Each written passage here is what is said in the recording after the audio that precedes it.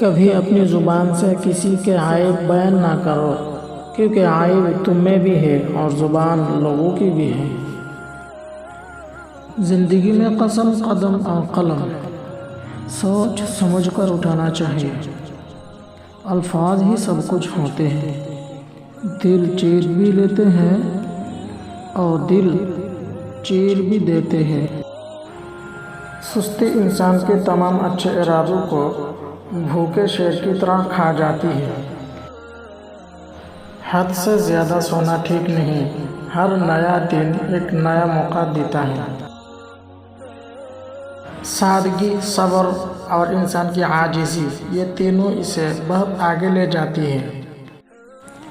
جب اپنے ہی پرندے کسی اور کے دانے کے عادی ہو جائے تو انہیں آزاد کر دینا چاہیے۔ ایسے لوگوں سے ہمیشہ دور رہے جو آپ کا سکون خراب کرتے ہیں، اور یہی عقل مند انسان کی نشانی ہے۔ 100 طرح کے پھولوں کو اپنی باہر دکھانے دو، 100 طرح کے فنکاروں کو مقابلہ کرنے دو۔